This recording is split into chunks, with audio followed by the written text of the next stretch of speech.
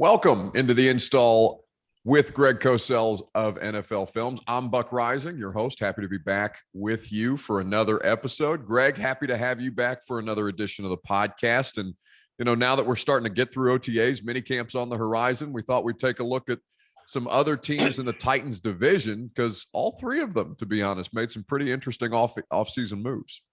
Yeah, they did. I mean, it should be an interesting division. I mean, I never know what to make of predictions at this time of year, Buck, but people seem to think that the Titans might not be as good as the past. I guess we'll find out. But you're right about the other teams in the division. Maybe it's not going to be the best division in football, but it could be pretty competitive. Well, it typically is both of those things. Neither the best division in football, right. but still fairly competitive. And the Titans have been able to manage back-to-back division titles in the past 2 years after having not really done that since the 1960s, since they were the Houston Oilers. So it's been pretty scattershot over the past couple of years. But with Jacksonville in particular, we're going to start with the Jacksonville Jaguars in our AFC South series, for lack of a better term. They have consistently been at the bottom of the league in the last basically decade. Obviously, they went to the AFC Championship game with Blake Bortles and Doug Marrone a couple of years ago with that incredible defense. But since then, it's been just them trying to get up off the ground on a regular basis. And they felt pretty good about Trevor Lawrence last year, but certainly it was difficult to feel good about the situation that he was being dropped into. Yeah. And everything this offseason has been in an effort to salvage that quarterback. Well, and also to improve their defense. Right. I think they made some pretty meaningful changes. Obviously, it starts at the top with Doug Peterson, who certainly has a winning record and a winning track record in this league. And obviously, when you talk about any team, you tend to start at the quarterback position. And certainly Lawrence had an up and down season. He's a certain kind of quarterback. He's long, and he's the kind of quarterback that if you're going to have deeper drops, and every team does have deeper drops, you really need to fortify the interior of your offensive line, because that's critical for a quarterback like Trevor Lawrence. And the reason I say that is because when you think about offensive line play, you have to think about it this way. The interior of your offensive line, meaning the centers and the guards, Buck, they control the depth of the pocket. Right. So if the centers and the guards don't do a good job, that means that the pass rush gets pushed back into the quarterback. And the reason why that's so important for Trevor Lawrence, much like a Matt Ryan, is that they're striders. They take long strides with their front foot to get in position to deliver the football. And if there's limited space and room in front of them, if that depth is squeezed, then what happens with Trevor Lawrence is he has to shorten his stride and rush his delivery. And what that often led to was inaccuracy. It led to him sailing throws. Yeah. So the reason I mention this is because we saw them do two critical things, one in free agency and one in the draft. In free agency, they signed Brandon Sheriff from Washington, who will obviously start at right guard. He's one of the best right guards in the league.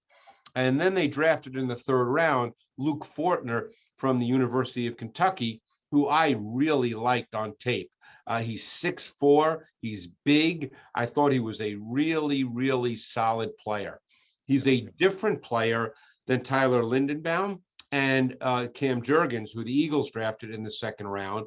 I could make the argument that I liked him just as much or more. He's just different because of his length. He's 6'4".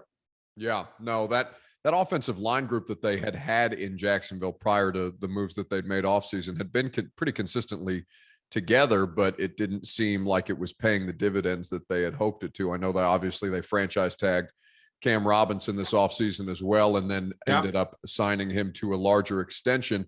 And the personnel is obviously going to be dependent on what coaching staff is in place and who the coaches are more comfortable with or playing to a certain type of offense, a certain style or scheme.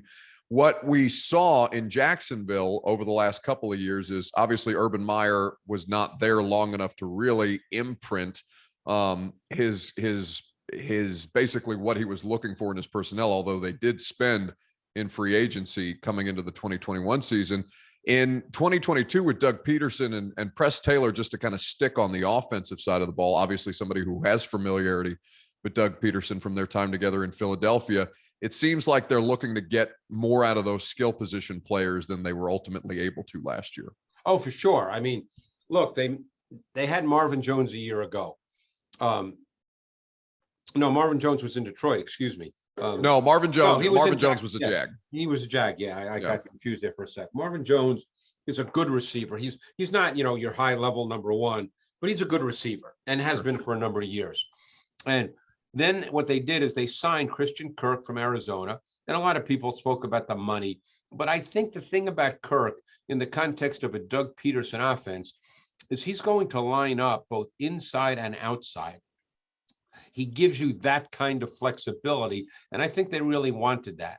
And then they also signed Zay Jones from the Las Vegas Raiders. Mm-hmm. And Zay Jones is another guy who, again, not a star, but you can line him up and play. He's been in the league. He's a quality receiver, never been a full-time starter, could well get that opportunity this year. So they did upgrade their wide receiver position. They might not have the one guy that you look at and say, hey, we have to take him away or we have to double him, but they're better at the wide receiver position than they were a year ago. Right. And I think that they felt clearly that was important, or they wouldn't have signed Kirk and they wouldn't have signed Jones. Yeah, I think just for the audience's purposes, and many people who listen to this stuff on a regular basis, I'm sure know this, but it's all situational, right? The Jags are going from the basement of the league, right, to just basically trying to, if they were to go 500 this year, that would be a massive improvement on what it is that they have been doing in the last couple of seasons. And it's not, star power obviously helps. You want star players to be able to make plays when in critical situations of the game. But at this point, Jacksonville is just trying to find stability and functionality within the systems that the coaching staff is wanting to run. And I think the personnel moves on both sides of the ball were pretty reflective of that this offseason. Yeah, and I think the key, besides the quarterback, obviously, I think the other really important player is Travis Etienne, because he did not play last year. And Travis Etienne is an explosive athlete. And we know from what we've seen through the OTAs that they've been lining him up as a receiver, split from the formation, as well as a running back. And it'll be curious to see what his overall usage is. We certainly don't know about James Robinson at this point. He's coming off an Achilles. That's a difficult injury. Yeah. So it's very possible that the two backs could be Travis Etienne and Snoop Connor from Ole Miss, who they drafted in the 5th round. A player whose tape I found very intriguing. But the point about Etienne is this. Etienne, in some ways, could be their version of an Alvin Kamara. Now, when I say their version, Kamara is the best in the league at what he does. But Etienne can line up in the backfield and run the ball. You can split him from the formation and be very effective as a receiver, which we saw a lot of in these OTAs. So I think Etienne is a really interesting player in the overall context of their offense, because he can present matchup problems, not only for him, but for the way defenses have to react if he's a split receiver. So this is an offense that has a lot more weapons, will likely have a lot more formation versatility. I'm very curious, too, to see if Evan Ingram can stay healthy. They signed him from the Giants. He never quite could stay healthy with the Giants, but he's another guy who can run. And they're just better overall. They have ways now where they can attack defenses in multiple formation looks. So which is something that Doug Peterson clearly believes in. Yeah, Evan Ingram kind of a 1 year. Well, it was a 1 year deal. 1 year, $9 million was the reporting on that, for Evan Ingram to basically, earn the opportunity, kind of like Austin Hooper here, for a little bit more money, just kind of earn the opportunity to have a more just basically get another crack at things in the NFL, given that there are some questions about just availability and how well-rounded a player I think Evan Ingram specifically is. We know he's certainly a receiver, but as far as the blocking is concerned, I think that typically leaves something to be desired, if I'm not mistaken. Yeah, and they have guys who can do that. I mean, they signed Chris Manhertz. He's a blocker as a tight end. So they'll have blockers, but I think that clearly this offense last year was at the bottom of the league when it came to explosive plays. Yeah. And I think they're trying to create an offense that has some explosive element to it. Yeah, and in that same breath, they're trying to get a defense that can help them stay a little bit better, a little bit more in games. Given the way that their draft played out, their three of their first 4 picks, all on the defensive side of the ball, with the exception of Luke Fortner, the interior offensive lineman from Kentucky, as you mentioned, and obviously the first overall pick. Trayvon Walker, we talked a little bit about him leading into the draft, Greg, because the conversation had started to pick up around him potentially as Jacksonville's first overall selection. But he's not first overall pick, Myles Garrett first overall pick. This is somebody who's got traits, though, with a lot of upside, if not necessarily the resume of a college player who would be the first overall pick in any given draft. No, but I think that the thought with him is that he's going to get better as he plays more. He's long, he's 6'5", 272. He has alignment versatility. He can play outside, he can play inside. He did show enough as a pass rusher. What do you think? There's much more to unlock and unleash, regardless of whether he's rushing from the outside or the inside. So I think the feeling is that this is an ascending player that has great physical traits. He's very strong. He's very physical. His body fits the NFL game, and that he's ultimately a player that, when all's said and done, would be better than Aiden Hutchinson. Hutchinson might be better early on because there's just a consistency and stability to Hutchinson that showed up, but that Walker has, a higher ceiling, as it were. So I guess we'll see. And then, of course, Devin Lloyd was their second first-round pick. And loved him at Utah.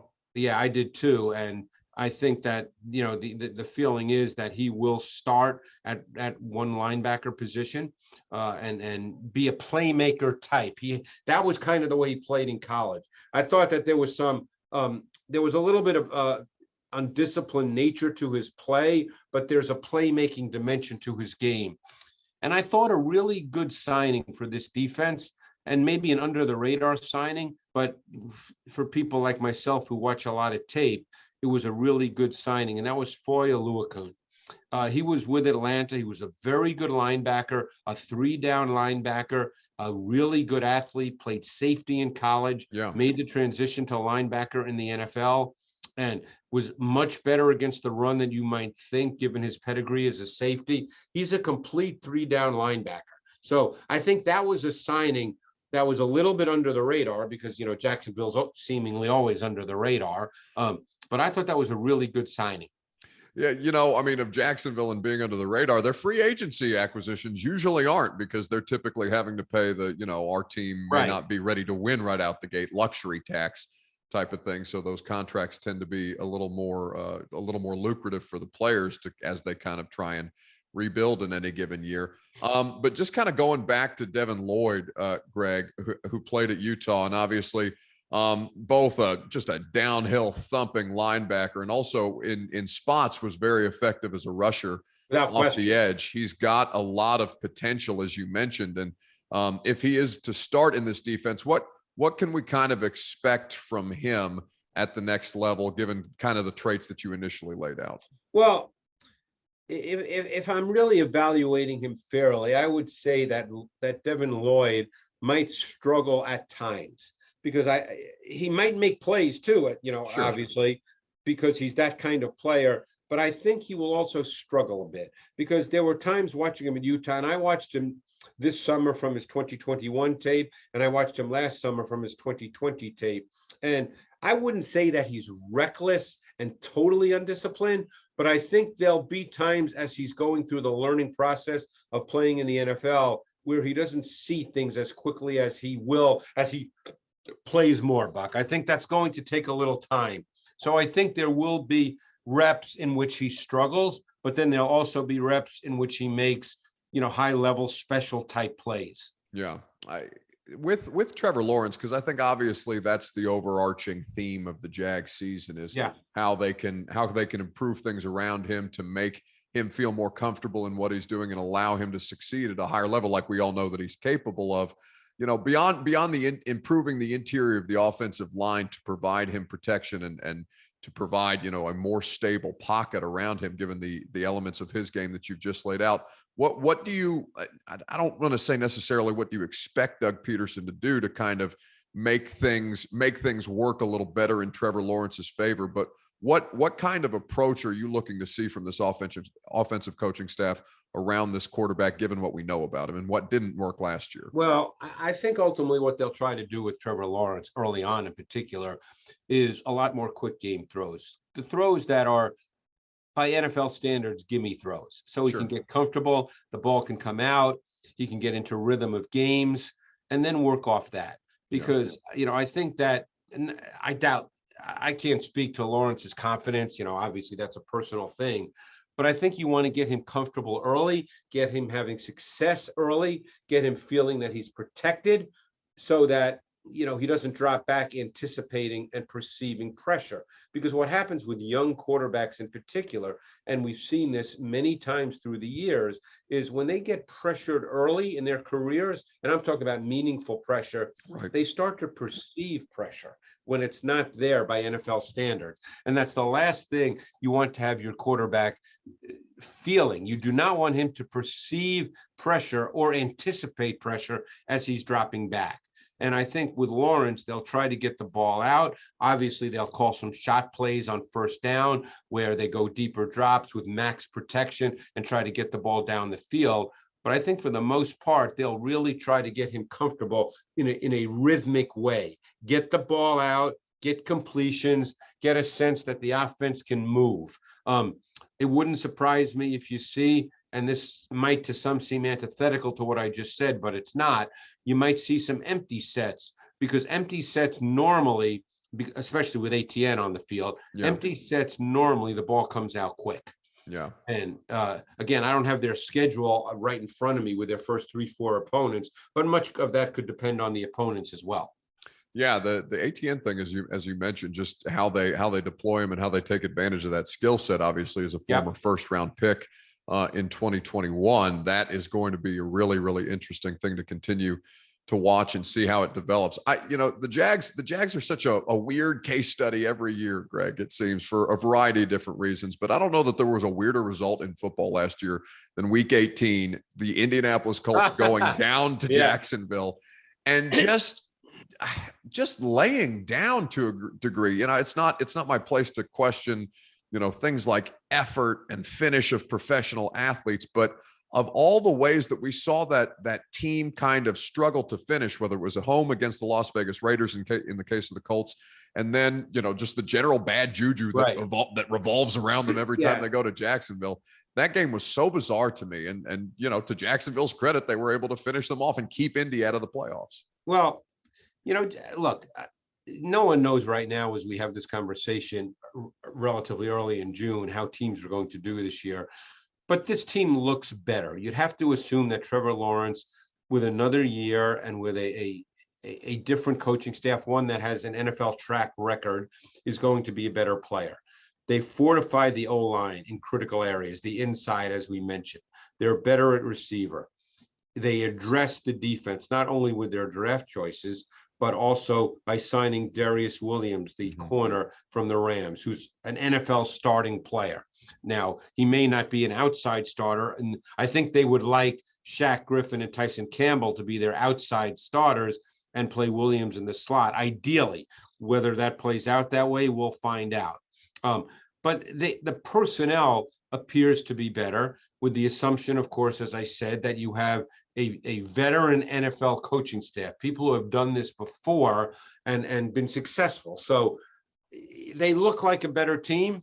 The only time will tell, but I would expect them to be competitive. Sure, certainly. And that's all I think that they, as a coaching staff and as an organization, could hope for, that the moves that they've made would get them more just generally competitive, as opposed to, the worst team in the league last year. Now, just for reference, Greg brought up the first 4 games of their schedule: at Raiders to open. That's the Hall of Fame game. Hosting the Browns, hosting the Steelers, at Atlanta, is the first 3 games of the Jacksonville Jaguars season. Forgive me, I'm looking at the preseason, Greg. At the Commanders, hosting the Colts, at the Chargers, and at the Eagles are the first 4 weeks of the Jacksonville Jaguars. So is that 3 of the first 4 on the road? That is correct. Well, that makes it tough, obviously, but again, it's so hard. We know, obviously, as you know, Buck, when the schedule comes out, everybody, decides what a team is going to be. We just don't know that right now. Everybody but us, Greg. That's the only thing that keeps us sane. Everybody but us. Right. Again, they'll be believe it or not, I find them, maybe others don't agree. I find them an interesting team to kind of watch as the season starts, just because of the changes they've made. I'm always curious about quarterbacks who are high draft choices, how they start to develop. Obviously, Lawrence is starting over with a new coaching staff, so he's going to learn new language. Things will be different. But I'd be hard pressed to think Trevor Lawrence will be a bust. Obviously last year was a tumultuous season for many, many reasons, but I would think that he will be a quality NFL quarterback. To what degree, that remains to be seen. For our sake, just as football fans and people who watch the game on a regular basis, I certainly hope so, because the guy's got a lot of talent, and you root for the success of individuals, certainly, to see how that talent plays through. Before we wrap up here, Greg, just kind of the NFL news of the week was Aaron Donald getting a massive raise as opposed to a contract extension. I know that the public posturing as far as contract negotiations are concerned, it's just part of doing business in the league right now. But I'm certainly glad that he didn't retire, Greg, because I don't think there's a player, just individual player, more fun to watch, offense, defense, or otherwise, than Aaron Donald doing what he's done for the last 8 years. Yeah, look, obviously I didn't follow the retirement talk that closely, other than I saw that's what he said. No, but I'm glad he's coming back to play. He's obviously a great player. He's a dominant player. He can change your entire game, and I think he is one of those players that offenses have to go into a game and say, we have to account for Aaron Donald.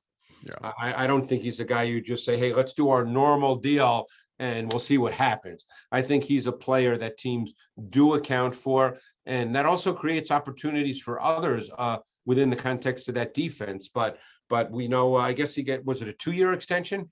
A 2-year extension, which ends up making it 3 years, $31 million plus per year. So we know he'll play for 2 more years, and then we'll see what happens. But, he has his Super Bowl. He's clearly regarded as, if not the best defensive player in the league, some might say the best player in the league. That's obviously a debatable point, but he's certainly a great player and a dominant player who can take over games. Certainly. It's fun to watch teams game plan for him, and Aaron Donald still find ways to wreck the game.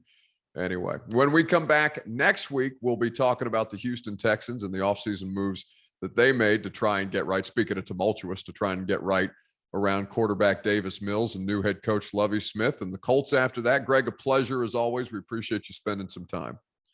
Thanks, Buck. Appreciate it.